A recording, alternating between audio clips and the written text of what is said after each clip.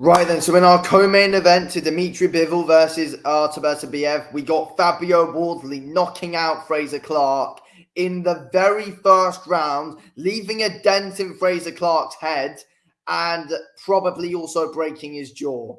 Fractured cheekbone as well for Frazer Clarke. First round knockout from Fabio Wardley. That was actually scary to see, I'm not going to lie. I hope Frazer Clarke's okay. I really do. Because that was proper deadly, if we're being real. Who expected the first round for Fabio Wardley to win that fight? Who actually predicted first round? That was unreal, to be fair. The power that Fabio Wardley has in his hands is unreal. And Fabio Wardley did say in his post-fight interview that he had issues coming into the first fight, which is why he didn't look as good as he wanted. But yeah, that was just unreal, to be fair. And I don't know, I could kind of tell from the ring walk, Frazer Clarke just didn't look right. I don't know, he just didn't. It just gave me vibes that he just didn't look right. But Fabio Wardley was just looking great from the off there, to be fair. With his good, unpredictable, wild shots. And that's what ended up catching Frazer Clarke massively off guard. So Wardley hurt him.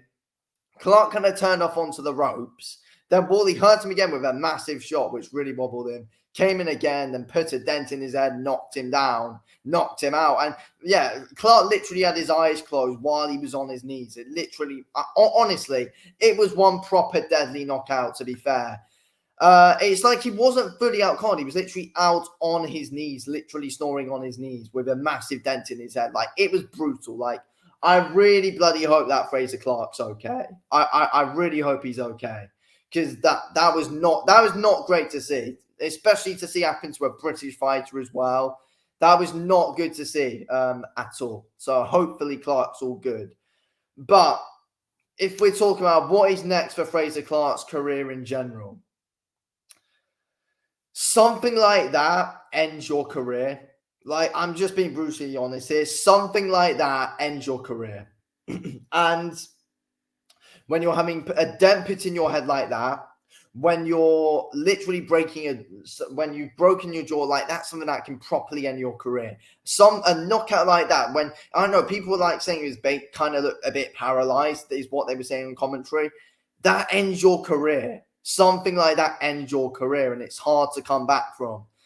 And a first round knockout as well, not just the injury, but a first round knockout loss from Frazer Clarke as a real top amateur and Olympic bronze medalist.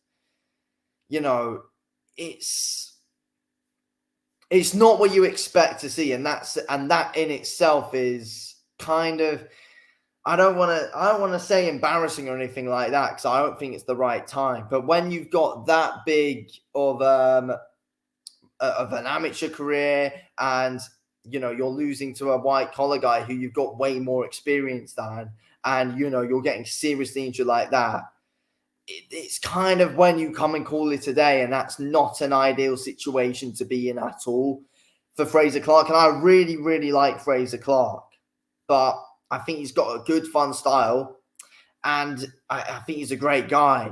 But that in itself is just not ideal for him whatsoever, that result. That's the worst possible result that Frazer Clarke could have got there. The worst possible result, and it happened. Like, you can't think of anything worse that could have happened to Frazer Clarke there. That was properly brutal. And, when you're a top amateur, that's not what should be happening to you. That's the thing from a white-collar fighter. But look, Fabio Wardley's incredible, though, if we're being real. But with the background Clarke's got, that should not be happening. But yeah, for Fabio Wardley, I think, the power in his hands is something different. I mean, 18 wins and 17 knockouts, I think, is his record. It's very bloody good. It's very good. He's got big power, and it's going to be interesting to see what Fabio Wardley's next steps are. Because, he can be in trouble for anyone. Like, in the lower weight classes, if you're that wild, you're not really going to get anywhere. But at heavyweight, if you're wild and unpredictable like that, it's a good, entertaining style, which can, get you quite far, in my opinion. But, I mean, defensively, yes, there are flaws in Fabio's defensive game. But offensively, he's unpredictable when dangerous, and bloody hard, bloody hitter. So that's something that's, real good in Fabio Wardley's favour. For Fabio Wardley, what do we want to see from him next? I think I've always thought a Justice Hooney Fabio Wardley fight could be a pretty fun one.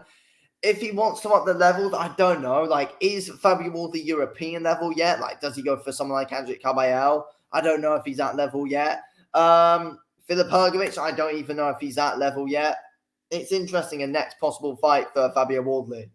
I've seen people throwing around Eric Chisora's name possibly in the mix with Fabio Wardley. Yes, I mean, possibly. I mean, it's a good fight for us UK fans. And if the British title's on the line as well, like Derek Chisora getting another opportunity at a British title or something, that'd be pretty fun in my opinion. Both guys got unpredictable, fun styles. It's a good fight. It's a good fight. I think Fabio Wardley wins it. I think Fabio Wardley, get one or two more in, and then you could possibly challenge for a European title against that Andrzej Caballel or something like that. Win that fight, Filip Hrgović or something. I don't know, but it's like, do you do Derek Chisora, then Justice Hooney, then a possible Caballel fight or something like that? Or do you want, this is one that I'd like to see, but I don't see it happening at all. Efe Ajagba for Fabio Wardley, I don't see it happening, but I think it'll be a good fight with some good styles. Frank Sanchez, Fabio Wardley. I mean, Fabio's a big puncher. Sanchez is a good all-round boxer, good quick. Yeah, like it's interesting what's next for Fabio Wardley.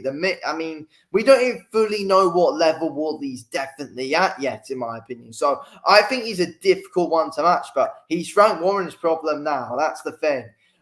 Frank Warren, I think, will be a real good promoter for Fabio Wardley, to be fair. I think he's going to get some good steps going for him. Fabio Wardley's definitely a fighter that you've got to have on these Saudi shows as well. He's got that good, really entertaining style. He's got that dog in him as well. So, yeah. Anyway, thanks for watching this video, King. I'll speak to you in a bit.